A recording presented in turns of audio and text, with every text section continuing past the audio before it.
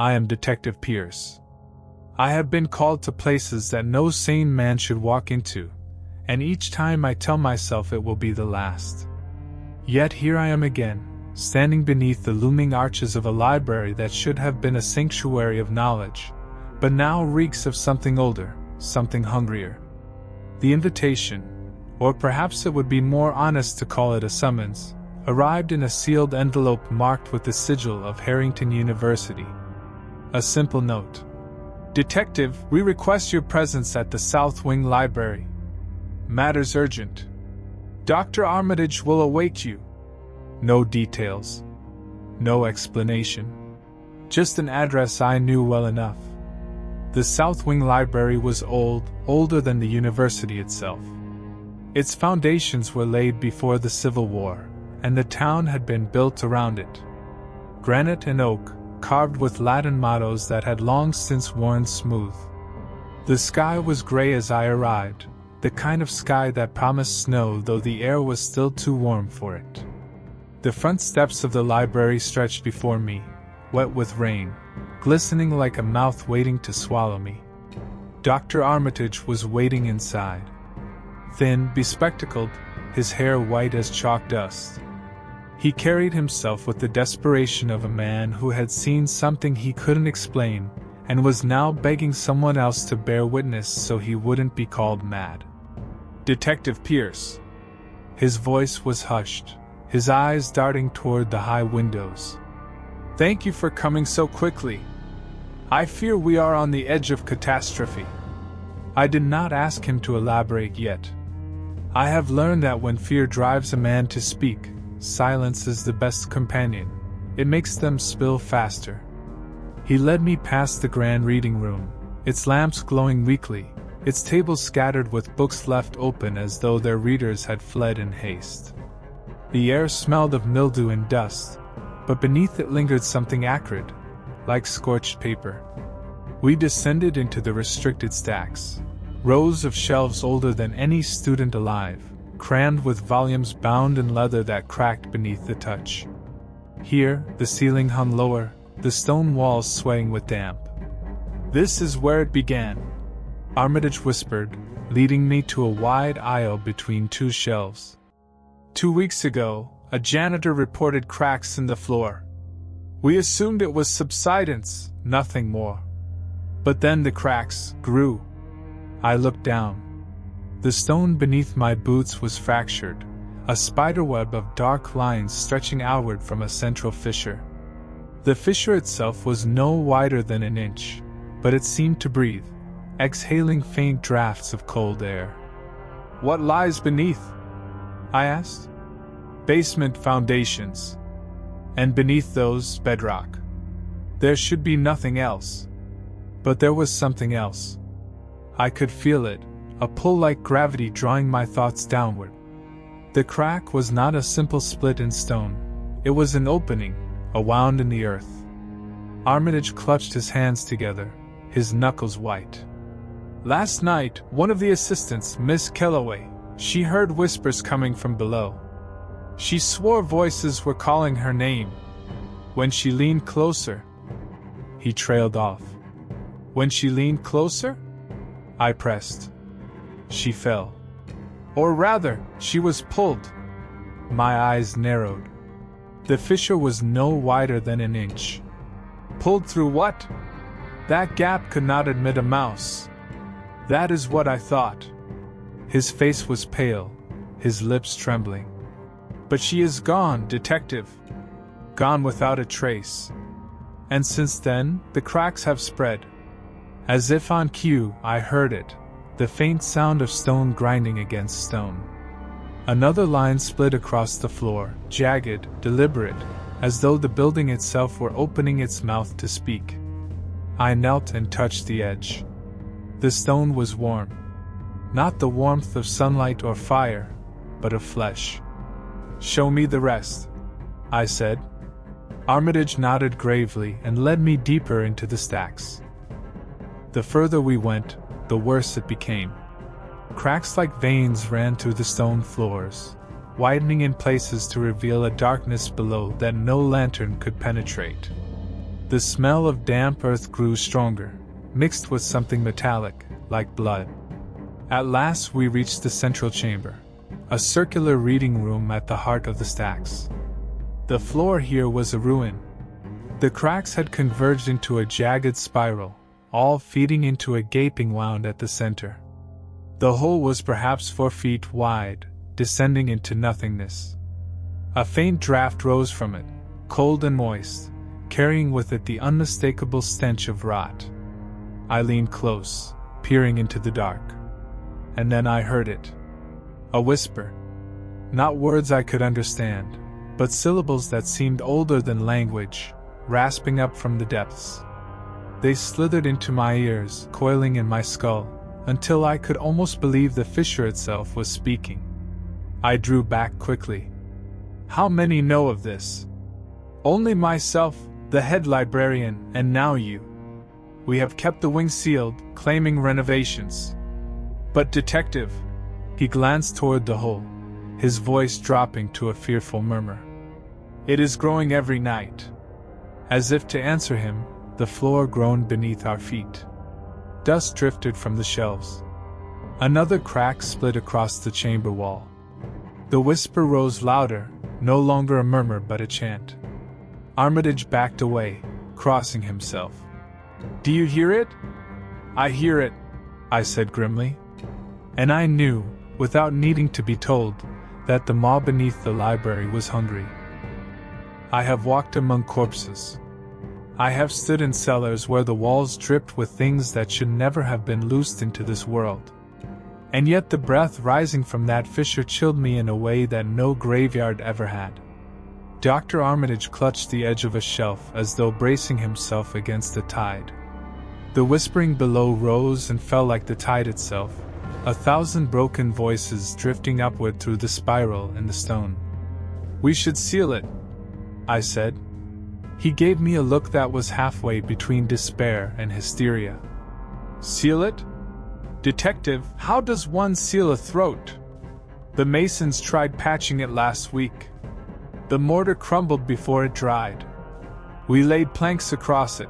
They warped and split within a day.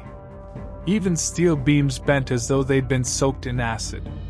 The maw rejected them. I circled the hole, careful not to get too close. The cracks in the floor did not radiate outward randomly. They spiraled, as though something beneath were turning, winding itself upward like a screw.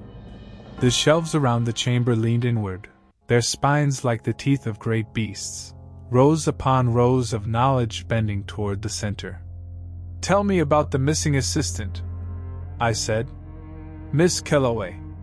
Describe exactly what happened. Armitage's hands trembled.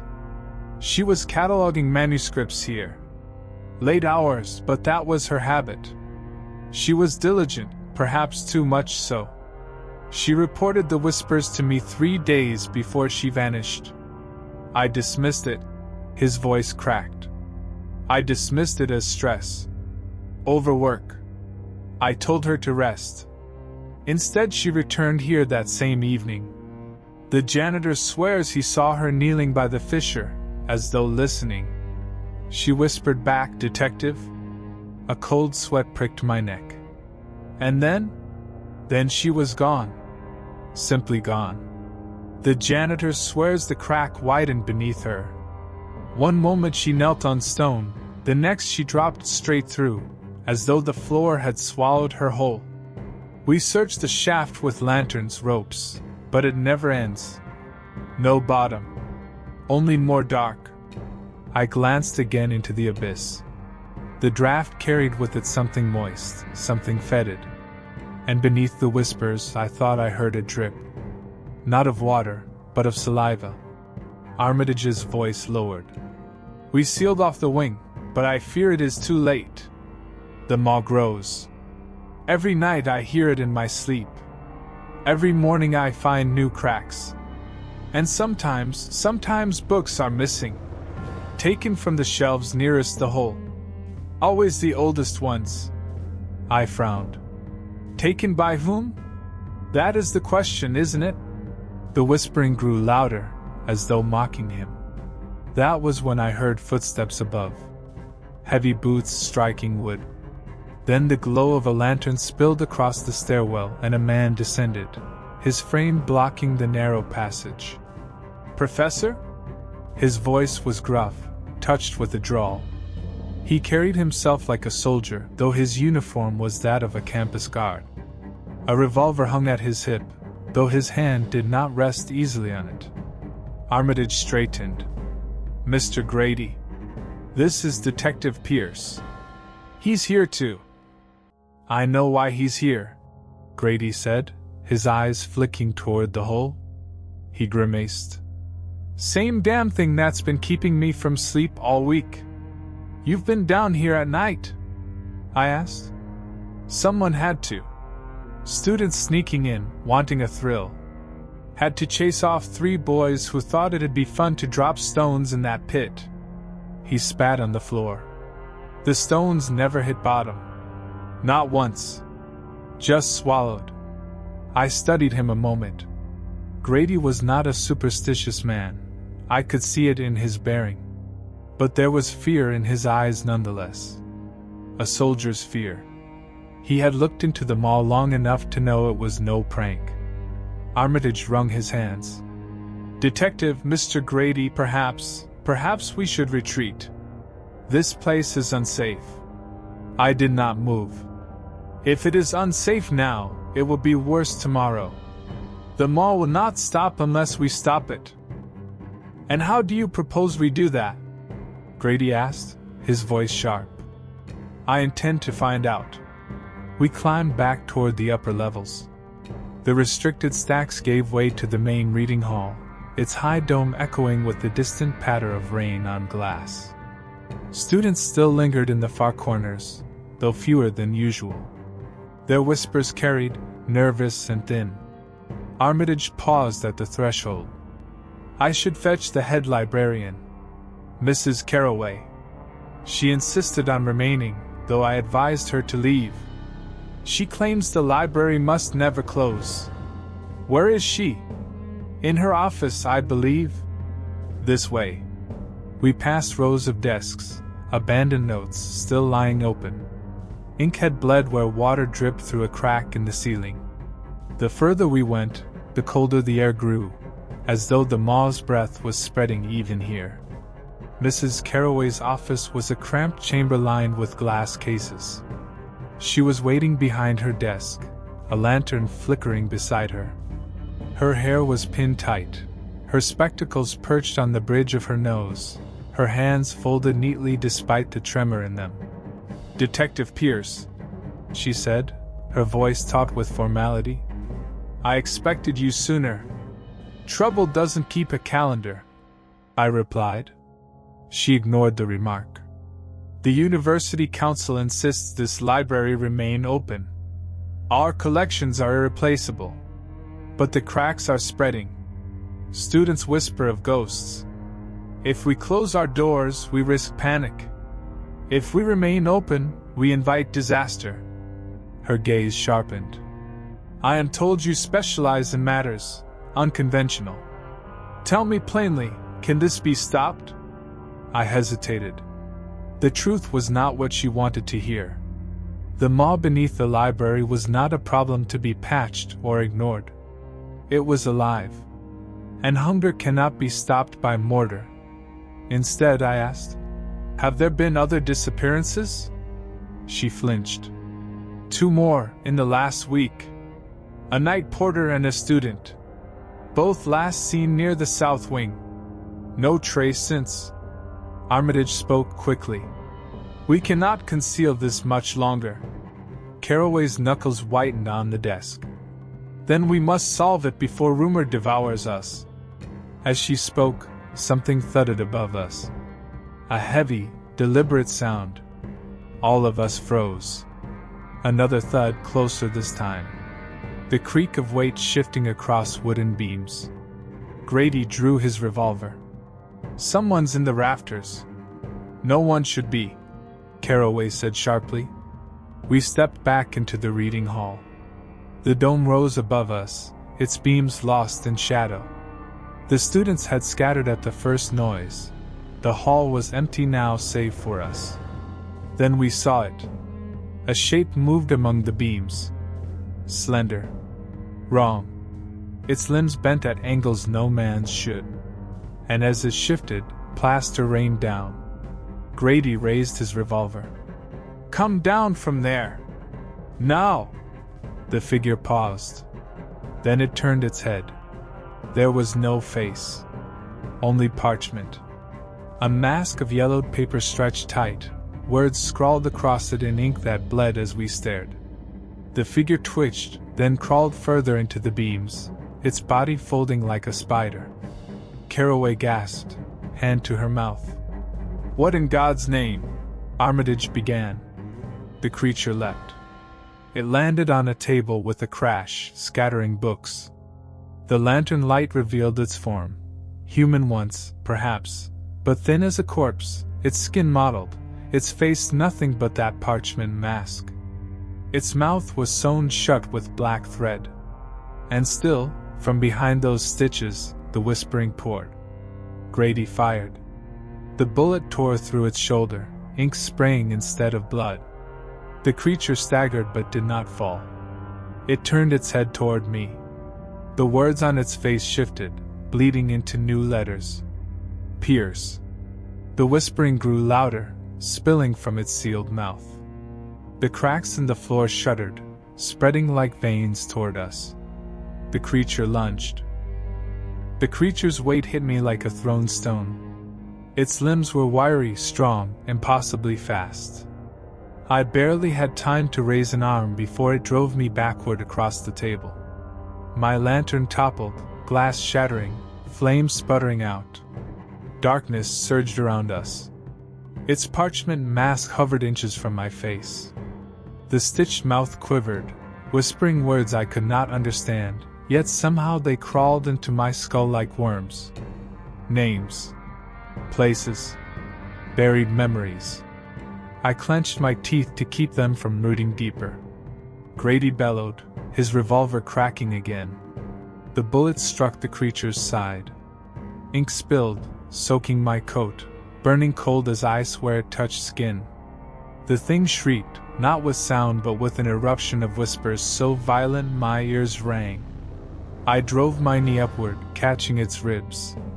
Something crunched, and the creature staggered just enough for me to twist free. I rolled across the floor, drawing the revolver at my own hip. The whispering pursued me, echoing through the rafters of the vast hall. "Pierce!" Armitage cried. He cowered behind a desk, spectacles askew. Caraway stood rigid, eyes wide, hands gripping her desk key as though it were a weapon. The creature leapt again, straight toward me. I fired. The shot tore through its mask. The parchment face ripped, peeling back in tatters. Beneath was no human flesh, only a hollow cavity, and from it spilled a torrent of pages, fluttering, screaming without sound. The force knocked it back. It collapsed against a bookshelf, sending volumes tumbling like broken teeth. Pages scattered in the air, hundreds of them, each one covered in handwriting that writhed and changed even as they drifted down. Grady advanced, revolver steady. "Finish it!" I fired twice more. The creature convulsed, collapsing into a heap of paper and ink. The whispering dulled, then fell silent. The hall was still. Only the sound of rain on the dome above remained. Armitage rose slowly, trembling. What was that?" Caraway crossed herself, her face pale. "One of ours," she whispered. I looked at her sharply. "Explain." Her lips pressed in. For a long moment she said nothing, only stared at the pile of paper that had once been something human. At last she spoke. 2 months ago, before the fissure appeared, several volumes vanished. Ancient folios, untranslated, catalogued only in rumor. When they returned, they were different. Their pages bled. Their letters shifted. She swallowed hard. Some of the assistants who handled them fell ill. They began to hear voices. And then they disappeared. Armitage whispered, horrified. You think they became this? Her silence was answer enough. I crouched by the remains. The pages were still warm, if such a word could be used. They pulsed faintly, like organs struggling for breath. When I touched one with the tip of my glove, it writhed and snapped like a trapped insect. The ink formed words before my eyes. Not enough. I dropped the page. Grady reloaded his revolver with steady hands, though I saw sweat dripping from his temple. That thing knew your name, Pierce. Care to explain? I'd like an explanation myself, I said flatly. My gaze lingered on the torn mask, the stitched mouth still twitching. How had it known me? I had never set foot in this library before tonight. Unless the maw reached further than these walls. Carraway's voice broke the silence. Detective, if this infection is spreading through books, through knowledge itself, then the library is compromised. Every volume may be suspect. I straightened. Which makes it not only a danger to you, but to anyone who reads them. Armitage's voice was small. But these works, they cannot simply be destroyed. Some are unique. Priceless. Nothing's priceless if it gets you killed. He looked at me then, truly looked, and I saw the truth dawn in his weary eyes. Priceless or not, knowledge meant nothing if devoured. We carried the remains into a storage room and locked the door. I doubted steel could hold it, but at least it was contained for the moment. Carraway poured herself a measure of brandy, hands shaking. There's something you should see, she said. It may help you understand. Follow me. She led us down a side corridor, deeper into the south wing. The lights flickered overhead, electricity struggling as though strained by some unseen weight. At last we reached a locked archive, its iron door sealed with chains. Carraway produced a key from around her neck. I forbade anyone from entering. Only I hold access. She turned the key. The chains fell. Inside was a chamber colder than the night outside. Shelves lined the walls, but unlike the orderly stacks elsewhere, these were haphazard, as though placed in haste. Each shelf held a single volume, bound in dark leather, each one humming faintly as though alive. The black folios, she said. They arrived anonymously 3 months ago, delivered by wagon without record. No sender. No provenance. We should have refused them. But the council saw only the value. I stepped closer. My breath misted. The books throbbed faintly, like hearts. Do not touch them, Carraway warned. We lost 2 porters that way. Armitage shivered. The maw beneath the library, do you think it is connected to these? Carraway's voice dropped to a whisper. I no longer think. I know. The nearest folio was cracked open. Its pages did not rest still. They shifted like liquid, letters rising and falling, words dissolving only to form new ones. As I watched, they spelled a sentence. The library is a root. The maw is the bloom. I stepped back. Grady cursed under his breath. Bloom of what? I didn't answer. The words shifted again.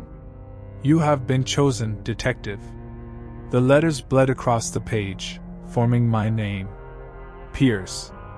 The whispers in my skull returned, faint but insistent. The same words I'd heard from the stitched creature.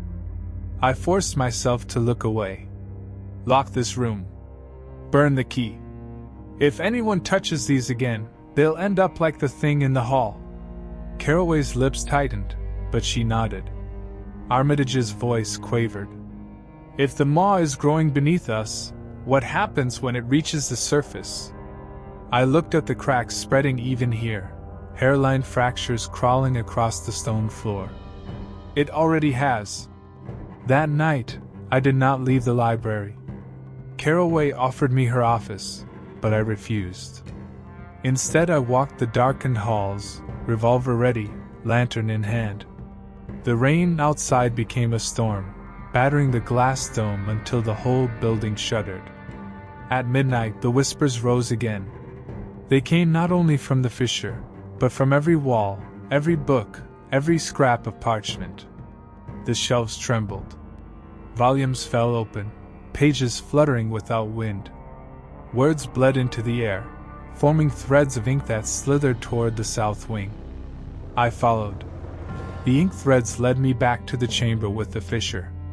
The maw yawned wider than before. The spiral cracks reached farther now, across the entire floor. The draft was stronger, the stink unbearable. And then I saw her. Miss Kellaway. Or what remained of her. She stood at the edge of the maw, her hair drenched, her clothes torn, her skin pale as wax. Her eyes were hollow sockets, ink dripping from them like tears. Her mouth was sewn shut with black thread. Yet still she whispered. The words rose from her throat without opening her lips. Words that should never have been spoken. Behind her, the darkness shifted. Something vast stirred, as though the maw itself were preparing to exhale. I raised my lantern. Miss Kellaway! She tilted her head. Slowly, her stitched mouth strained. The threads split one by one, bloodless, until the seam burst wide. And from that gaping wound in her face, the maw spoke. Welcome back, detective. The words struck me harder than any blow. Welcome back, detective. The stitched lips of Miss Kellaway hung torn and ruined, yet the voice did not come from her throat. It came from the wound itself, from the chasm inside her, from the fathomless dark that stretched behind her thin frame. I staggered back, the lantern trembling in my hand. The fissure pulsed with her words, the cracks across the floor glowing faintly, as though veins filled with black fire. Stay behind me! Grady's voice barked from the doorway. He had followed against my order, revolver leveled, but his hands shook. Armitage and Caraway cowered behind him, their faces pale, lips moving silently in prayer. Kellaway's head tilted, twitching like a marionette on broken strings. Ink streamed down her chin in rivers, pooling at her feet. She raised one hand and pointed directly at me. The whisper from her ruined mouth grew louder. You are ours. You always were. I shook my head, bow rising in my throat. No. My voice cracked, but I forced steel into it. You've mistaken me for someone else. But even as I said it, I knew it was a lie. The maw stirred, exhaling a draft that stank of brine and mildew, as though a tide of rot rose from beneath. Pages tore themselves free from nearby books, spiraling into the air, circling Kellaway like carrion birds. Words bled off them, dripping into the fissure like rain. Grady fired. The shot ripped through her chest, tearing away a chunk of pale flesh. She staggered but did not fall. Instead, the wound opened wider, ribs bending outward like fingers, and within that cavity was not lung or bone but a spiral of parchment and teeth. Caraway screamed. I raised my revolver, but the whisper inside me deepened. My hand froze. The words pressed against my skull, sliding behind my eyes like oil. We gave you your name. We gave you your hunger. You came from us. The library trembled. Shelves toppled, tomes bursting open, ink spilling like veins split wide. From the maw below, hands rose, pale, skeletal, dripping with script that slithered across their skin. They clawed at the air, reaching for the living. Pierce! Grady shouted. Do something! I stumbled back, fighting to breathe, fighting the pressure building in my mind. The maw pressed harder, showing flashes, images I could not have known. A cradle, rocking in darkness. Pages wrapped around the child instead of blankets. A voice whispering lullabies not in words, but in shifting symbols. A hand, human, but lined with ink, lowering me into a pit where shadows waited with open arms. "No," I gasped. "It's not true." The whisper laughed. "You are written, detective. Ink in our hand, a page in our story." I pulled the trigger. The bullet struck Kellaway's head. Her body folded inward, collapsing into a cascade of pages. They fluttered down into the fissure, vanishing without a sound. But the whisper did not stop. The fissure widened. Stone groaned, iron beams bent. The entire south wing sagged toward the chasm. Armitage shrieked as a shelf collapsed beside him, sending dust and tomes into the dark. "We have to get out!" Caraway cried. "No!" I steadied my breath, forcing the tremor from my hand. "If we leave, this thing won't stop. It'll spread through the city, through every book, every word." Grady's eyes met mine. He saw the truth there. He holstered his revolver with a grim nod. "Then what's the plan?" I stared into the maw. Its surface rippled like black water, but deeper down I saw shapes moving, eyes without faces, mouths without heads, bodies stitched from letters themselves. All of them waiting. All of them hungry. "We go in," I said. Caraway's face twisted in horror. "You can't mean—" "I do." I raised the lantern high. Its flame sputtered, nearly extinguished by the draft, but I held it firm. "Whatever this thing is, it already knows me. It wants me. If that gives me any chance of reaching its heart, I'll take it." "You'll die," Armitage whispered. "Then I'll die. Better me than the world above." Grady stepped to my side. "I'm with you." Caraway grabbed his sleeve. "Are you mad? You'll both be swallowed." "Then keep praying, sister," Grady muttered, shaking her off. The fissure yawned wider. Pages swirled upward, slapping against my coat, sticking to my skin. Each one bore my name, written in dozens of hands. I tore them free and tossed them aside, but more came, wrapping me in a shroud of ink and parchment. The whisper swelled, drowning the storm outside, drowning the cries of the others. "Come home." I took a breath, tightened my grip on the lantern, and stepped into the dark. The fall was endless. At first there was only weightlessness, the wind tearing past my ears, ink filling my mouth like water. Then I struck something soft, pages, layers upon layers of them, cushioning the impact. I staggered upright, lantern light cutting through the void. I stood in a corridor that stretched forever in both directions, its walls made of shelves, its ceiling vanishing into shadow. Books writhed on the shelves like living things, their spines pulsing. Whispers echoed, countless voices overlapping. Grady landed hard beside me, groaning. He spat ink from his mouth and staggered upright. "Hell itself," he muttered, raising his revolver. "Not hell," I said. "Something older." We walked. The shelves shifted as we passed, rearranging themselves, corridors reshaping. The maw was alive, guiding us deeper. I felt it inside me, tugging like a leash. At times the shelves opened into chambers, each one stranger than the last. One was filled with cradles, each rocking in unison though no wind blew. I peered inside one and saw not an infant but a book, its pages slick with blood, its words screaming in silence. Another chamber held desks, rows of them, each with a corpse slumped over, quills still scratching though the bodies had long rotted. The quills wrote endlessly, spilling words that crawled off the parchment and slithered across the floor like worms. Grady shot one. Ink sprayed. The rest only wrote faster.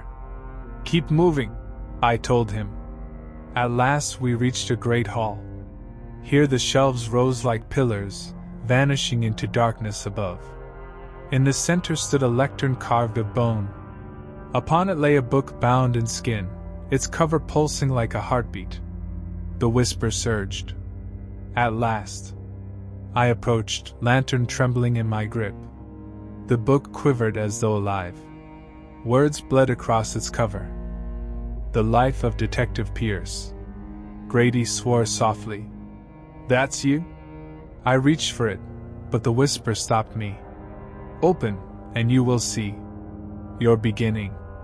Your end. I hesitated. Was this the truth of me? Was I truly written into being, my life no more than ink on a page? Every instinct screamed to burn it, to destroy it before its words could claim me fully.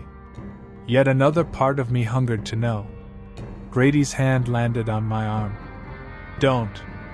The shelves trembled. From the shadows above, figures began to descend. Dozens of them. Hundreds. Each a librarian thing, stitched mouths, parchment faces, ink bleeding from their fingers. We were surrounded. The maw demanded an answer. Do I open the book? Or do I burn it? The whisper pressed against my skull, each syllable like a hot nail driven into bone. Open. No. Accept. The book pulsed on its lectern, bound in flesh that shuddered as though breathing. The title bled, letters reshaping themselves again and again. The Life of Detective Pierce. Grady's grip tightened on my arm. His voice was raw, frayed at the edges. Don't do it. Whatever's in there, it isn't you. It wants you to believe it is. The swarm of librarians descended, parchment faces fluttering like banners, mouths sewn yet whispering in chorus. Their fingers dripped ink that pooled into rivers along the floor, rivers that crawled toward me like living things. The maw itself seemed to lean closer, waiting. I raised the lantern. Its flame sputtered, near extinction, but still it burned. The book's cover shivered in its light, as though afraid. I had a choice. Pierce. Grady's voice cracked. Tell me you're not considering it. I stared at the book. My name was carved into it, page after page, my life lay bare. Every decision, every breath, every sin. If it was true, then I had never been free.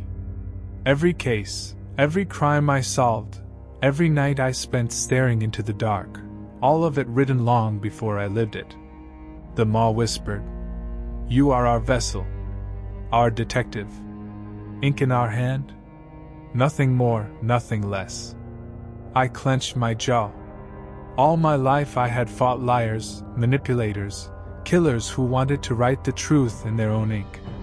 And here, at the very end, the greatest liar of all sat before me. Maybe I need to know, I said. My voice sounded distant, not my own. Grady snarled. Maybe you need to fight. You think knowledge will save you? It'll bind you. Burn the damn thing before it writes your last page. The swarm closed in, hundreds of parchment faces tilting as one. Their whispers merged into a single word. Open. I opened the book. The lantern's flame dimmed to a coal. The air thickened, pressing down like a weight. The first page glowed faintly. I read.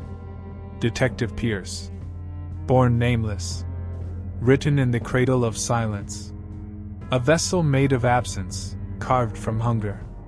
His every breath a borrowed line, his every word a borrowed ink. My knees buckled. I turned the page. My cases were there. Each one in perfect detail. The faces of the dead, the stench of alleys, the taste of gunpowder. Each line ended the same way. The maw watched. The maw fed. My hands trembled. I turned again. And there, my future. The words formed as I read them, written in real time. He opens the book. He sees himself. He understands he was never more than a page. I slammed it shut. The whisper roared. You cannot close your own story, detective. It is ours to finish. The librarian surged, claws of ink reaching. Grady fired wildly, bullets tearing parchment but doing nothing. The swarm pressed closer, filling the hall with rustling, suffocating sound. And then I understood. If my life was only ink on a page, then I could change it. I drew my revolver and pressed the barrel against the book. The maw shrieked through the whispers. "Stop." "No," I whispered back. "Not your story. Mine." I pulled the trigger. The bullet tore through flesh and parchment. Ink sprayed like blood, spattering my coat, my face, my hands. The lantern flared, its dying flame erupting into white fire. The librarians screamed in silence, clutching their faces as words bled from them like entrails. The shelves shook, collapsing in thunderous waves, books pouring down like storms of dead birds. The fissure at the hall's center yawned wide, the maw convulsing, tides of darkness rising. The whisper faltered, splitting into 1,000 incoherent voices. Grady seized my arm. "Pierce, we have to move!" The floor gave way. We ran, leaping over rivers of ink, dodging falling shelves. The lantern's blaze cut a narrow path through chaos. Behind us, the maw shrieked, pulling everything inward. Librarians were sucked screaming into its throat, shredded into letters before they vanished. Stairs rose ahead, impossible and sudden, carved from shattered shelves and bone. We scrambled up, climbing as the floor dissolved beneath us. Pages tore from the air, slicing at our skin like knives. Grady bled, his arm gashed. I dragged him onward. Above us, a glow, moonlight. The surface. We burst through what had once been the library's marble floor. The night sky gaped overhead, stars wheeling madly as though the heavens themselves were spinning. The library's walls twisted and collapsed inward, drawn into the chasm. Behind us, the maw roared, its voice now stripped of words, a guttural howl of hunger denied. I hurled the lantern down into its throat. The blaze sank, vanished, then erupted in an explosion of fire and light. The maw convulsed. The ground shook. And then it was gone, swallowed into itself, collapsing with a sound like 1,000 books slamming shut. Silence. The ruins of the library smoldered. The stars above steadied. The night was still once more. Grady lay on the ground, chest heaving, revolver limp in his hand. His face was pale but alive. I stood, staring at the hole where the maw had been. Nothing remained but stone and ash. But I knew better. The book's words haunted me still. "You are written." Ink in our hand? Had I changed my fate? Or had I only played the part the maw intended, destroying its vessel to feed its story further? I touched my coat. Ink still stained my skin, seared into me like a tattoo. It would never wash out. Grady pushed himself upright, his voice hoarse. "Tell me it's over." I looked at him, then back at the ruins. "It's never over," I said quietly. "Not while words remain." Dawn broke as we staggered out into the city. Fire wagons and police surrounded the ruins, their lights flickering against the rubble. Questions flew at us, dozens of them, but I had no answers to give. The maw was gone, or buried. For now. But deep inside I knew the truth. Stories never die. They only wait for someone to read them again. And one day, someone will.